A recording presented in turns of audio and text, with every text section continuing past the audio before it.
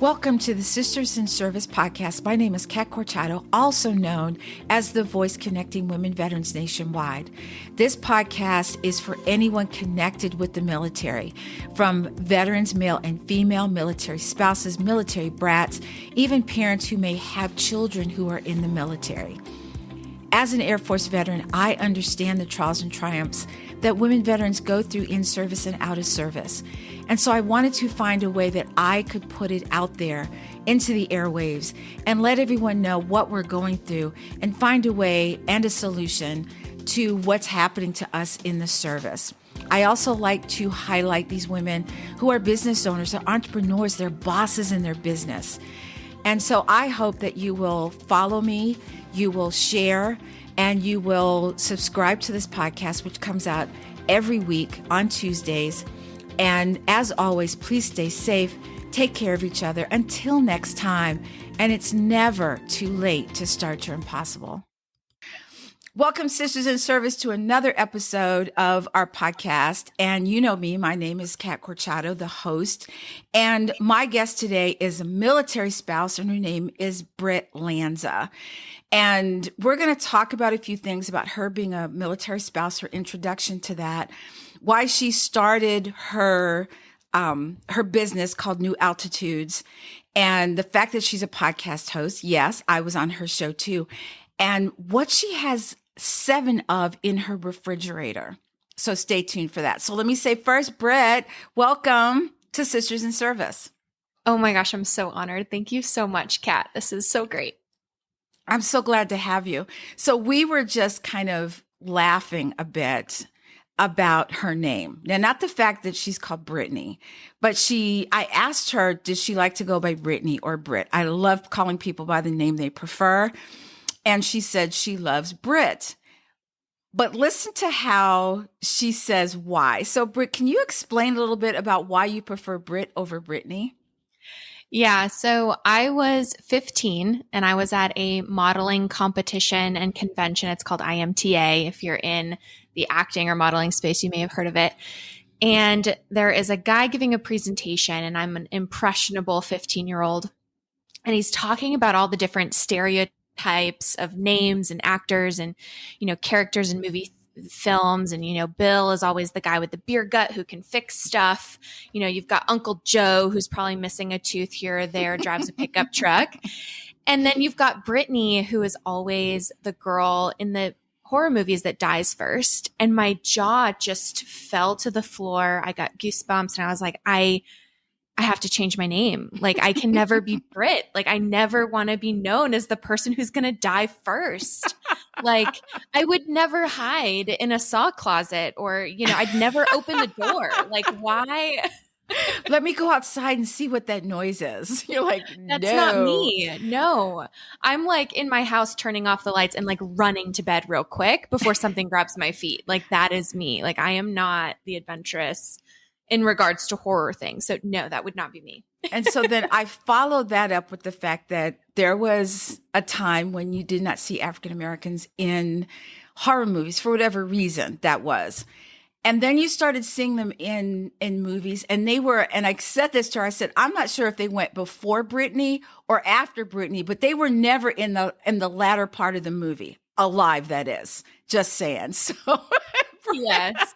Oh my gosh. So, Britt, your husband is an Air Force, not a veteran. He's still active duty, but he's active duty reserve, correct? Yeah, he's part of the ART program, if anybody's in the Air Force and is familiar. Nice. So what does he do? So he is in maintenance, and I don't talk about this a whole lot, but he actually is one of the people who builds the bombs for everybody on base. So he has a pretty important job.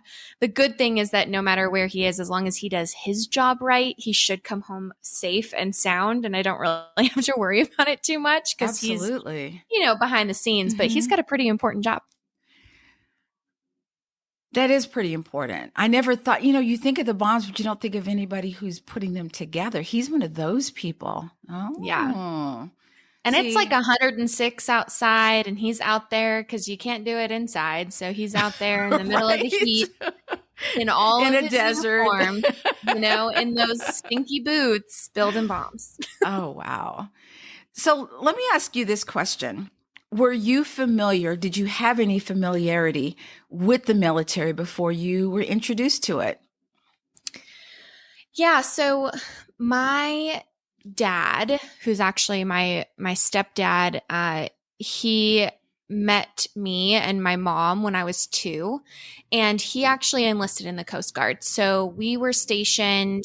He went through basic training in Texas while we were all in Vermont, and he came home, and then we were PCS'd to Port Arthur, Texas, and then to a few different places in Washington. I don't really remember. I was really, really little. Mm-hmm. But for the first probably 10 years of my life, we were Coast Guard family. And then we moved back to Vermont, and I thought I was done with the military. And then I met my husband on a dating app, and the rest is history. So Wow. I'm not sure I could do the dating app thing now. I'm just saying. I've heard horror stories. So congratulations on finding a gem of a husband on thank you. a dating app. But I wanted to ask you, what was your first experience as a military spouse? Anyone who's in the military, your first introduction is boot camp. Yay. Hello to the military. But as a military spouse, what was your first experience as a military spouse? Yeah, that's a fantastic question. So even before I was a military spouse, when we were engaged and all of that, Nick made it a point that his job stopped at the door. And so he wore his uniform to and from, work, but that was the majority of military life. He had a pretty regular schedule. He came home almost on time every day. And it wasn't really like it was a thing, but it wasn't a big deal to us. Right. His schedule was the same. He had to work nights sometimes, but again, we kept it very separate. And then he got deployment orders to Afghanistan. And we were like, okay, well, let's get married before that happens. And it was almost like the turning of a dial when we became married, because all of a sudden I was hit with a lot of stereotype language and voices, both internal and external, and even from my own husband, that was very derogatory towards military spouses, like dependopotamuses and dependas and all this stuff. No. Oh, yeah. That's what my husband, I've never heard that before. Oh, yeah. No, my husband loved the term dependopotamus. He thought it was the funniest thing ever. And I was like, I will never be one of those, right? I will never be a quote unquote military spouse. Joke's on me because of where I am now. But, and when I met Nick, we were both well advanced into our careers, which I think is a unique twist. A lot of military spouses meet their significant other very young. They're very fortunate in that. I'm very jealous that you guys got extra time with your spouses, because I wish I had extra years with Nick. But I was well into my corporate career. I had 6 years of climbing the corporate ladder under my belt. I was the breadwinner in our family. I was really doing all of the things. And as soon as we got married, the language of, oh, well, you can kiss that 6-figure job goodbye. And, oh, well, climbing the corporate ladder, well, that's a joke now. And all of these things that were really putting this pressure on me to give up my own goals and dreams because I was married to Nick and because I fell in love with him. And, that whole stereotypical, what you signed up for. Well, you may have signed the papers, but you have no idea until you've been through it what exactly it is that you've quote unquote signed up for. So there was just a lot of negative stereotypical language in my direction. And so I honestly revolted. And throughout the entire time that he was in Afghanistan, I refused to connect with a military spouse. I didn't want to be part of the community at all. Not at all. Well, they say that if they wanted you to have kids or a spouse, they would have issued it to you, right? That's what we were told. Well, So you kind of just said, nope, I'm not getting involved with the military community, especially the military spouses. When and where, well, at what point did that change for you? Or did it? Yeah, it definitely did. I'm now actually on the board of our spouse club. Like, Oh, look at you. 180. Total. Okay. Total 180.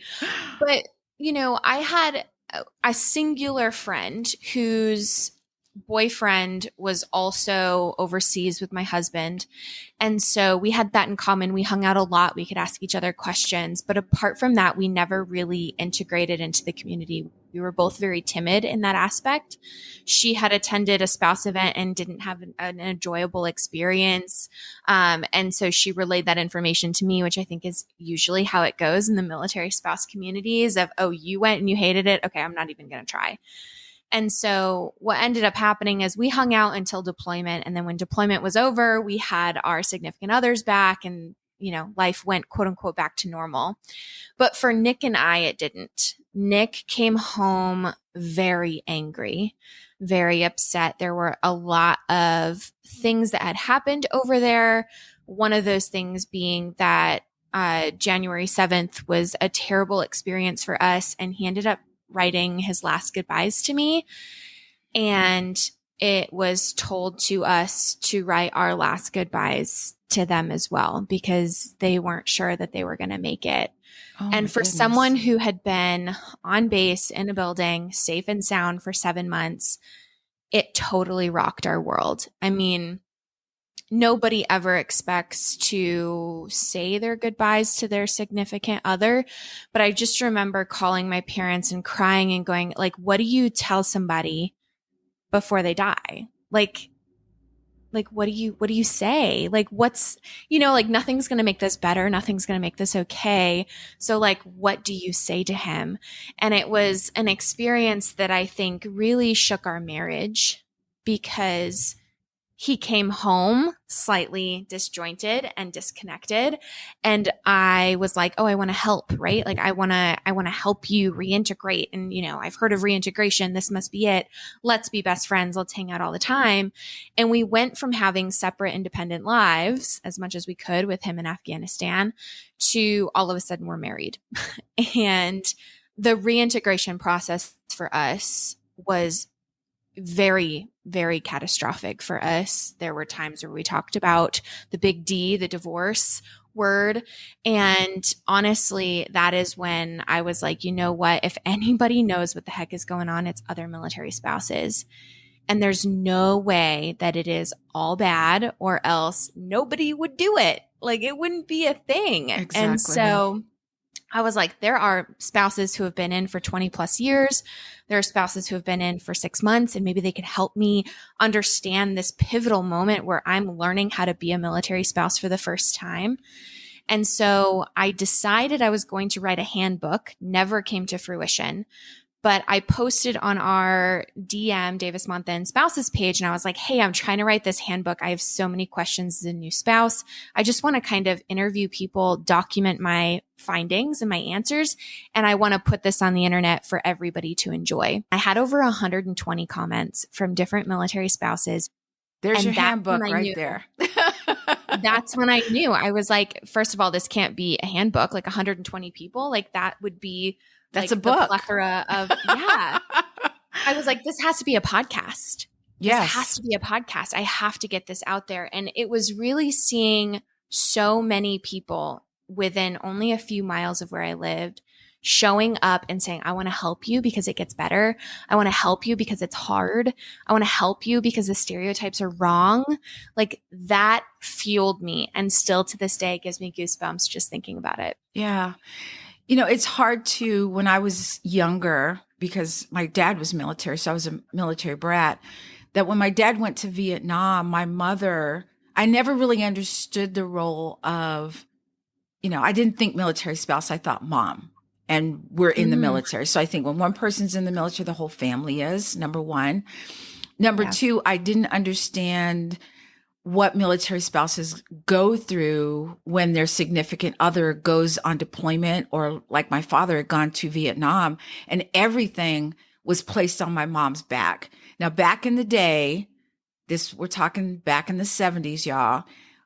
When my dad went to Vietnam, we were living on base and we had to move off base. We could not stay on base. Yes. Wow.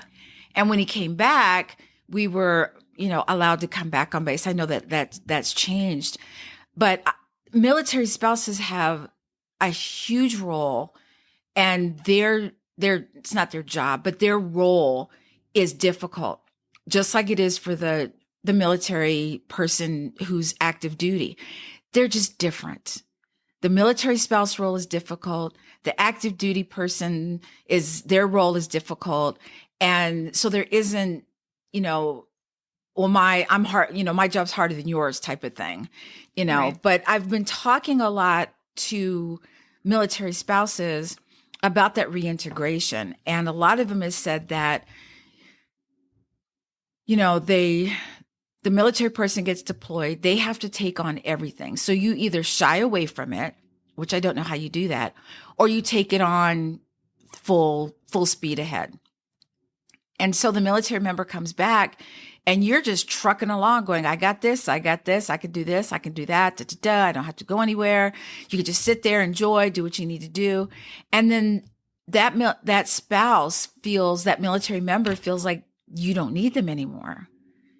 Yeah. And so there's that, you're like, oh, we're going to be one big happy family. And then it's not. And you're like, what's wrong? So I'm from what you said, I'm assuming that those were some of the questions you had, why you reached out about, hey, I've got questions. Who can help me on this? And you got all of this response. So when did you start? So tell us the name of your podcast and a little bit about it. Yeah. So now it's called Moments with an MEO. The very first season, it was called Moments with a MilSo. And my first season, I literally just interviewed anybody who would give me the time of day. And what was really cool was I would find people who I thought were inspiring military spouses, people who had businesses, people who were making their dreams happen, people who were scientists and, all these things. And I would reach out to them and say, hey, I've got this podcast. I'm just trying to share what military spouse life is like. I would love for you to be an example by coming on the podcast and doing an episode with me. And more than 85% of the people I asked would come back and say, oh, I'm not that spouse. Oh, I'm not spouse enough. Oh, we live on base. Oh, we don't live on base. I've never been through a deployment. I've only been through one deployment. We've never PCS. We've only PCS 3 times. And all these different things kept coming up. And I realized that we are all internally ingesting these voices of these stereotypes of what it means to be a military spouse. And if you don't fit that, you feel like you shouldn't be representing military spouses and that you're not the real deal. And I was like, first of all, that's very validating for me because now I feel good because I'm like, cool, I'm not alone in this feeling of like, I don't fit in, I don't belong. But then it also led to more conversations about what is a real military spouse. And that is such an eclectic variety of people that there's no one answer. Like there is no box to put us in. We're all standing on the box and we're all voicing something totally different, which I think is so beautiful. I totally understand that. It's kind of like podcasting. We're both podcasters, right? And we're podcast hosts, but we're all different. We don't fit the same mold, but we're all in the same group. And I think it's the way for military spouses. You're all military spouses. Your experiences are just a little different. Your experience as a podcaster is different than my experience, but we're both podcast hosts. And so I find it very interesting that you said that because I never thought about it like that before. I know that you have Moments with an MEO, which is a play on CEO. So can you explain that one for our audience? Yeah. So now the podcast is called Moments with an MEO, which is a military or military spouse CEO. And I interview and give tips for small business owners who are in the military community. So whether you are a veteran or even active duty business, or you're a military spouse, which is the primary focus of my show. It's all about growing your business and growing your goals and doing the darn thing for yourself. So I actually was coming up with that while interviewing someone for season 1. And I was like, she was like, oh, MEO sounds great. Like a play on CEO. Like, I think you could totally roll with this, like trademark it, put it out there. And I was like, oh my gosh, yes. And you're going to be the very first episode of season 2 where I change the name and we actually go, because the first season was really just me having questions. And I was like, I have so many questions.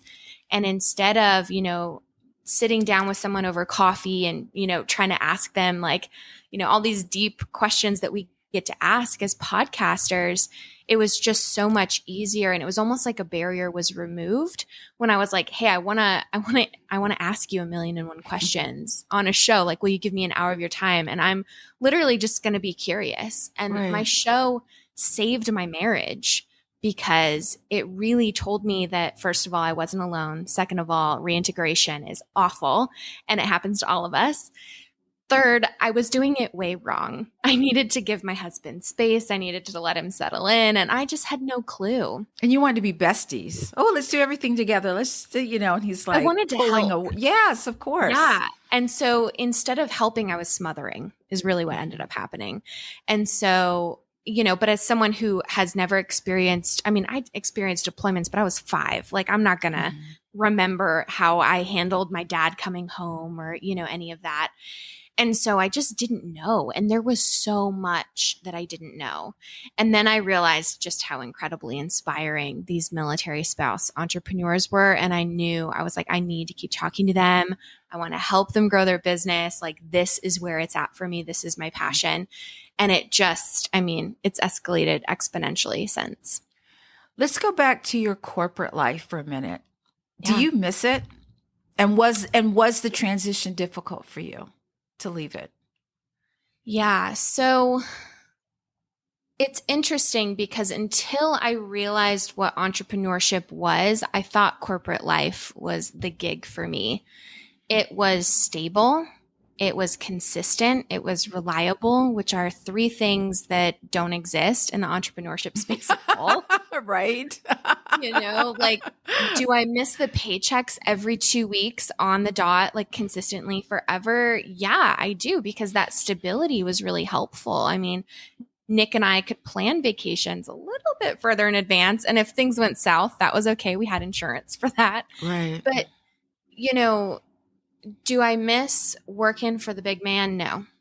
Do I miss having to follow somebody else's protocols, even if they weren't right, because it was the quote unquote protocol? No.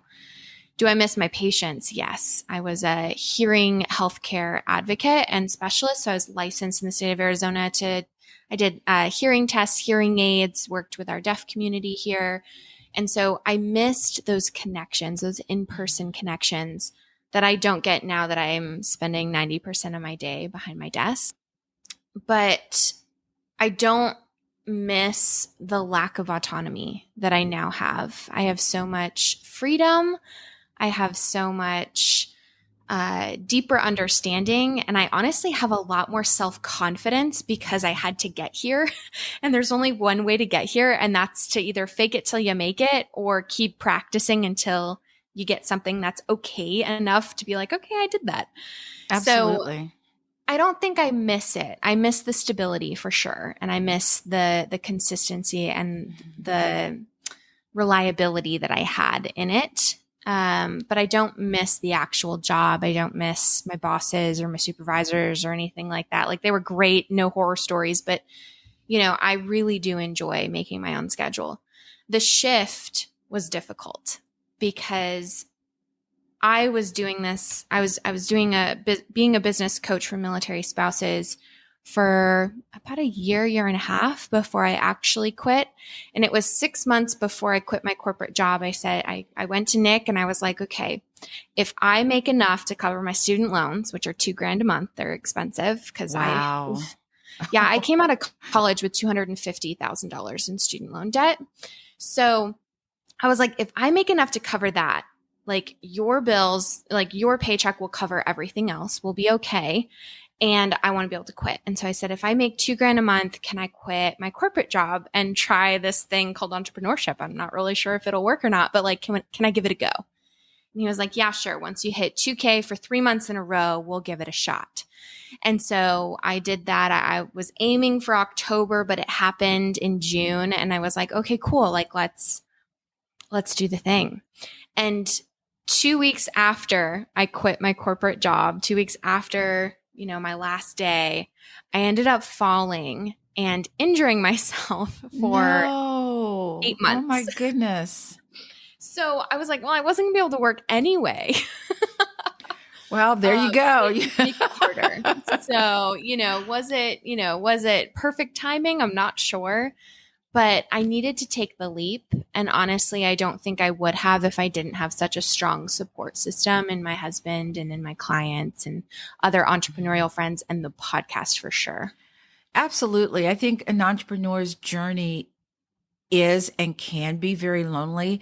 It is, but if you put yourself out there to be among other entrepreneurs and glean as much information as you can to make yourself better in whatever your business is, I think it makes you better as a person and as an entrepreneur. But if you choose to just stay in your own lane, which is okay, but everyone else is having a car party over there, and you want to be over there, then, it can be very lonely.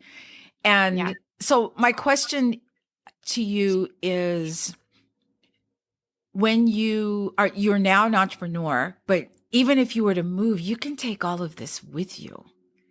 It's not like, oh, I got to quit a job. Now I got to go here and find another job, which is what a lot of spouses have had to do. But so many of them now are just bosses in their business. I mean, I see them out the time. Oh, I'm a military spouse and I'm doing this. And I'm thinking, holy crap. And if I'd been smart as a military member, because a lot of active duty people are already being entrepreneurs as active duty people. Mm-hmm. And I thought, dang it. Why didn't I think about that? But, it is what it is. Timing is everything. So give us a little insight into New Altitudes LLC. What is it? Who's it for? And how do they sign up for it? Yeah, absolutely. So New Altitudes is inspired by mine and my husband's love of hiking. We were really, especially in the pits of the pandemic, if you will, we were spending as much time as we could out on the hiking trails. Was our love language. And we loved going on the trails with it. We've got 2 dogs. And so they love to go out on the trails too.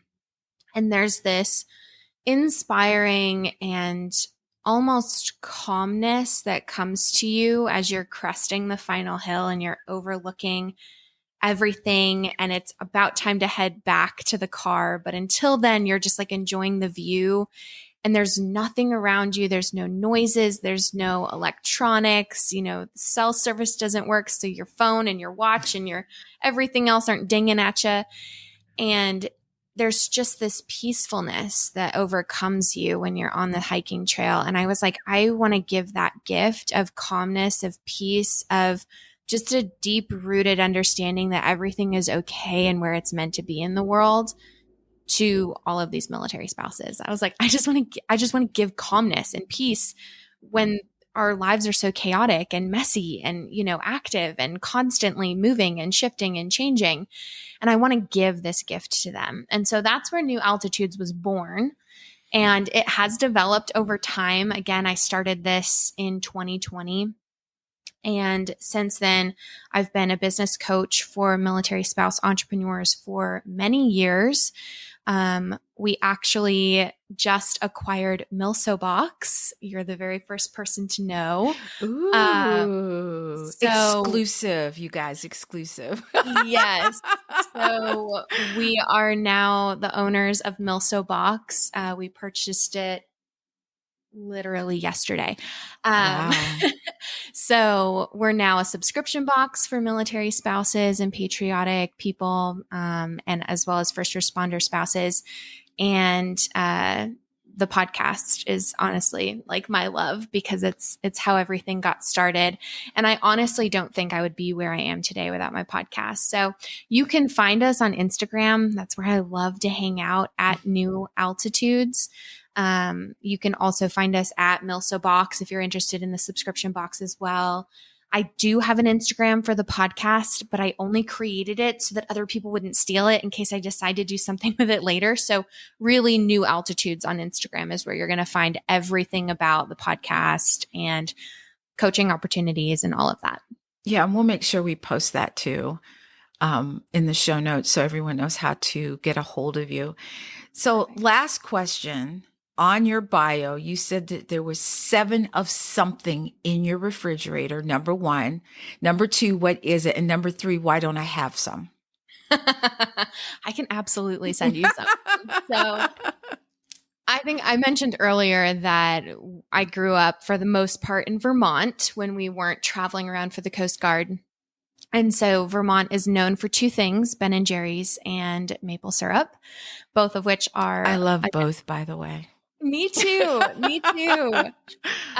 So yes, Ben & Jerry's is great, but it's really hard to like ship that. And yes, I can get it, but not every flavor. And a lot of people don't know, but when you tour the factory, you get to see in Vermont, you get to see like all the different flavors of ice cream. And there's so many that aren't in stores that you cannot get unless you're in Vermont at an official Ben & Jerry's place. So long story short, it's not Ben & Jerry's. I have— oh, dang it. I know.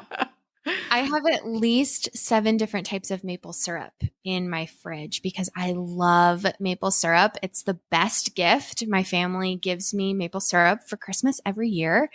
And so it's like the perfect little taste of home. It's interesting though, because it wasn't until I moved away and came to Arizona, and now that we go back and visit, Vermont has an extremely high sweet tooth tolerance.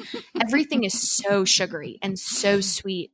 And I mean, my dad makes this like orange chicken with like maple covered carrots and like, I mean, it's delicious, but it's so sweet, especially after living in the desert. So we don't use as much maple syrup as I used to when I first moved out here, but I have bacon maple syrup. I have elderberry maple syrup. I have— my favorite is honestly bourbon maple syrup. Yeah, it's that like— sounds amazing. I'll take 10 of those, please. I know. I ask for it every year because it's like maple syrup that's been put inside an old bourbon barrel, and it just kind of sits there and kind of soaks up the bourbon oak kind of, flavor. So yeah, so we've got lots of different kinds of maple syrup in my fridge, and it's always fun. We actually did a taste test where we made pancakes for all of our friends. All of our friends came over and we put all the different maple syrups out on the table, and everybody tried each kind. And it was so fun to just introduce people to that little taste of Vermont. So maple syrup is an addiction. Maple syrup and ice cream. I have to say that ice cream is my love language. Ooh, yeah. It just is. It speaks to me in a way that nothing, cookies are great, cupcakes, donuts, ice cream. It's like a love affair. What's your favorite kind of Ben & Jerry's ice cream? Oh, it doesn't matter. It's just ice cream. It doesn't have to be a brand. People say, you want ice cream? Yes, please. I love, love, love ice cream. I love it. But here's a last question for you. What's the weirdest thing you put maple syrup on? Ooh, weirdest thing that I put maple syrup on. Well, my husband thinks it's weird that I put it on my eggs. But Scrambled? Syrup on Scrambled eggs? Oh, okay. Mm-hmm. Okay. Yeah. No, I can see that. Yeah. And another thing too is in Vermont, we've got our sugar shacks, which is where you boil the sap to make the syrup. And one of my favorite things to do is it has to be super cold, like below freezing. and you go outside and you scoop up fresh snow, not the yellow stuff, but fresh snow. And you pour this boiling hot maple syrup on top of the snow. It's called sugar snow. And it forms like a hard candy almost immediately. Oh, I'm down. And you can pick it up and eat it. And that's my favorite way to eat maple syrup, is like on fresh snow right from a sugar shack. Okay, here's an ice cream thing. Vanilla ice cream with that sugar shack maple syrup, like cracked into pieces, and you sprinkle it on top. You've got me. I'm good. See, listen, I'm like, ooh, I'm thinking Now about all drooling. this ice cream stuff. I'm drooling now. Great. Britt, it's been such a pleasure having you on, getting to know you more as a entrepreneur, but as a military spouse, and everyone's journey is different. It really is. Yeah. And it's interesting when you were talking about how other military spouses didn't really know they were military spouses, or that they actually were considered, only because veterans don't feel like they're veterans sometimes. Sometimes they're told by their own family that, oh, all you did was sit behind a desk. You're not really a veteran. And so that really resonated with me. But give us your contact info again, just in case no one, they were trying to write it down, but so that we know how to get in contact with you. Yeah, everything just goes through at New Altitudes on Instagram. There's an underscore between New and Altitudes, but honestly, if you type in New Altitudes in one of like 6 accounts, you'll find me.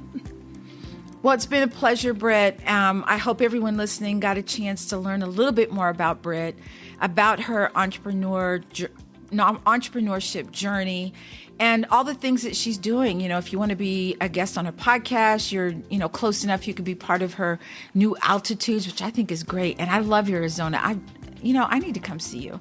I'm just saying. But again, thank you so much for listening. As always, please stay safe. Take care of each other. Until next time, and it's never too late to start your impossible. Thank you.